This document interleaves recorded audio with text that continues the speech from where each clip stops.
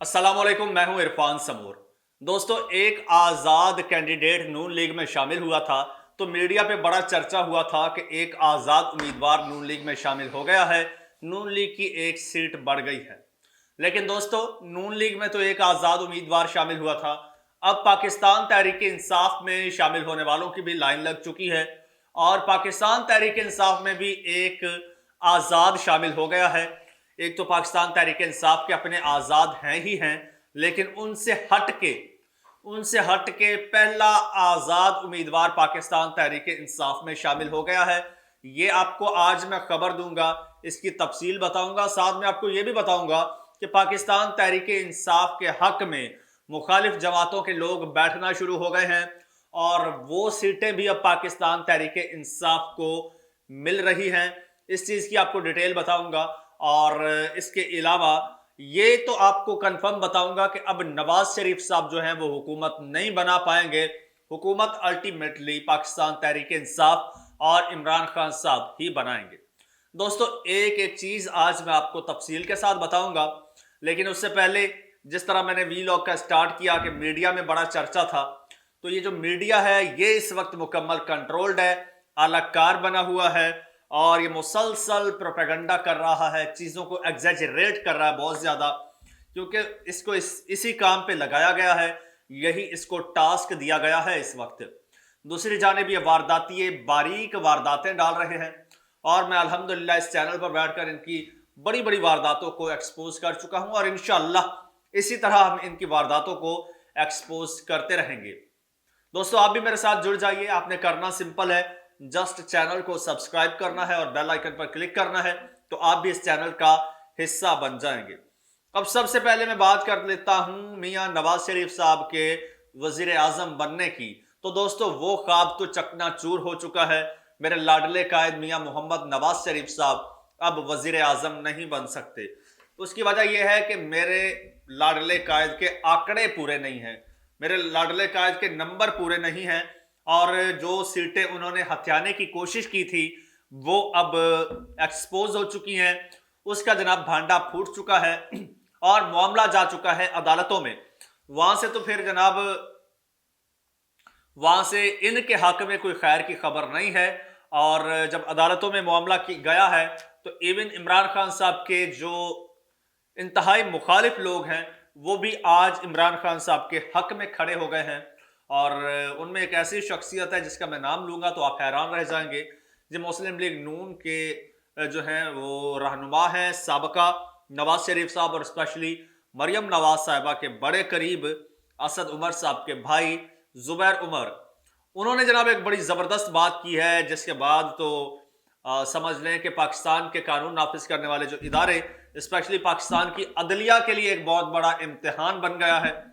उन्होंने कहा है कि पाकिस्तान तहरीक इंसाफ का जब बल्ले का निशान लिया गया था तो चीफ जस्टिस ऑफ पाकिस्तान के ये रिमार्क्स थे कि जनाब ये इलेक्शन जो है ये इसलिए कालादम करार दिया जाता है कि इसमें धांधली हुई है, इसमें बेज़ाब्तियाँ हुई हैं।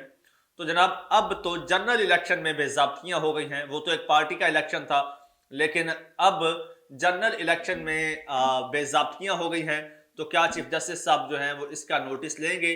क्या इसको भी उसी आंख से देखेंगे, इस इलेक्शन को, इन बेज़ाब्तियों को, जिस आंख से उन्होंने उस इलेक्शन को देखा था?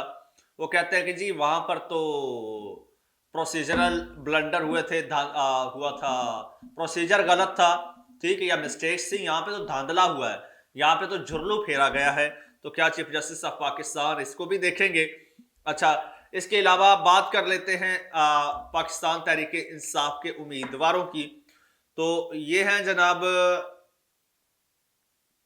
साकिब खान चद्दड़ साहब, ये पीपी 97 से हैं। साकिब खान चद्दड़, ये मैं फोटो आपको दिखा देता हूं इस जवान की, ये देखिए, ये साकिब चद्दड़ हैं और ये साकिब चद्दड़ आज़ाद उम्मीदवार की हैसियत से इलेक्शन लड़े थे। पाकिस्तान तहरीक इंसाफ का टिकट लेना चाह रहे थे, पाकिस्तान तहरीक इंसाफ की जानिब से टिकट नहीं मिला तो फिर इन्होंने, पाकिस्तान तहरीक इंसाफ ने NA 97 से सलीम बीबी भरवाना को टिकट जारी कर दिया था। ठीक, इनको टिकट नहीं मिला लेकिन इन्होंने कॉन्टेस्ट किया कॉन्टेस्ट करके अब ये इलेक्शन जीत चुके हैं। जब जीत चुके हैं तो नून लीग की जानिब से इन्हें बहुत सारी ऑफर्स दी गई, इन्हें पाकिस्तान पीपल्स पार्टी की जानिब से ऑफर्स दी गई, लेकिन इन्होंने ज़मीर का सौदा नहीं किया।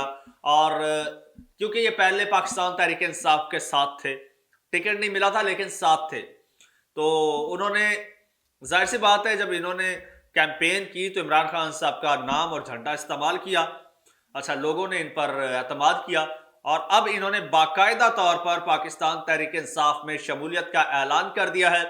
इस तरह पाकिस्तान तहरीक इंसाफ में आज़ाद कैंडिडेट्स की शमूलियत का ये पहला नतीजा है, ये पहला कैंडिडेट है जिसने पाकिस्तान तहरीक इंसाफ में शमूलियत का बाज़ाब्ता ऐलान किया है।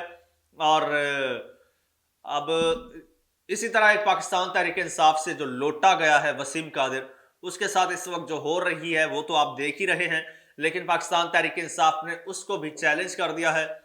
अब यकीन रखिए एक बात का कि नून लीग के पास अब भी पीपल्स पार्टी वगैरह को मिला के भी अब भी फिगर पूरा नहीं है। अब बिलावल भुट्टो जरदारी का अब ये बयान आया कि हम जी ओपोजिशन में बैठेंगे और हम स्ट्रॉन्ग ओपोजिशन करेंगे। अगर बिलावल भुट्टो जरदारी साहब ओपोजिशन में बैठ जाते हैं तो बाकी जो छोटी मोटी जमातें हैं, यानी कि MQM हो गई जिसकी 17 सीटें हैं, उसके अलावा JUIF हो गई और मुस्लिम लीग काफ हो गई चौधरी शुजात की, इनको मिलाकर भी नून लीग की इतनी सीटें नहीं बनती कि ये हुकूमत बना पाए। उसके लिए इन्हें पाकिस्तान तहरीक इंसाफ की जो आज़ाद है ना उम्मीदवार, ये तकरीबन कुछ 30 से 40 सीटें इनको लेनी होगी। यहाँ से आज़ाद को तोड़ना होगा अगर हुकूमत बनानी है, लेकिन अब ये आज़ाद को तोड़ नहीं सकते। उसकी वजह यह है कि अब आज़ाद नहीं है। पाकिस्तान तहरीक इंसाफ ने आइन से, कानून से एक नुक्ता निकाल लिया है और उस नुक्ते ने इनके और इनके बड़ों के सब के प्लान्स पर पानी फेर दिया है। और वो नुक्ता ये है कि अब आज़ाद नहीं है, वो बाकायदा तौर पर पाकिस्तान तहरीक इंसाफ के मेंबर हैं। ये बात भी क्लियर हो चुकी है। तो इसके बाद अब सूरत हाल ये है दोस्तों, अब की अगर बात करें, अब सूरत हाल ये है कि अब तो पाकिस्तान तहरीक इंसाफ की अपनी जो सीटें हैं वो तो है ही हैं, उसके अलावा कुछ दीगर लोग हैं ऐसे जिनके सामने पाकिस्तान तहरीक इंसाफ का कैंडिडेट खड़ा हुआ और उसने वो फॉर्म 45 के हिसाब से जीत गया, लेकिन 47 में उसे हरा दिया गया। तो वो जो मुखालिफ कैंडिडेट होता है वो सामने आता है, वीडियो बयान जारी करता है, उसमें कहता है, क्या कहता है ये मैं आपको सुनवा देता हूं बजाय बताने के डायरेक्ट। सबसे पहले बात कर लेते हैं, हाफिज नईमुर रहमान साहब हैं कराची से, PS 129 इनकी निशिस्त है। उन्होंने ये सीट छोड़ने का ऐलान कर दिया है। क्यों किया है? वो कहते हैं कि मैंने पहले ही कहा था जो जीते उसे जीतने दो, जो हारे उसे हारने दो। वो कहते हैं मेरी जीती हुई सीट पर फॉर्म 45 के मुताबिक PTI जीती है, लिहाजा अपने ज़मीर और अपनी जमात की अखलाकी रिवायात के मुताबिक अपनी सूबाई असम्बली की सीट छोड़ने का ऐलान करता हूँ और मुतालबा करता हूँ कि हमारी सारी जीती हुई सीटें जो हैं उनकी तहकीकात हों और पता चले कि क्या वाकई हमने असल में जीती हैं या नहीं। इसी तरह ये एक और हल्का PP 288 है, वहाँ से नून लीग के उम्मीदवार हैं जी, नून लीग के उम्मीदवार हैं सैयद अलीम शाह हैं और जिन्हें सीट की ऑफर हुई, जो कि PTI के उम्मीदवार मलिक इकबाल साकिब ने फॉर्म 45 के मुताबिक 25,000 की लीड से जीती थी, लेकिन अलीम शाह ने लेने से ये इनकार कर दिया।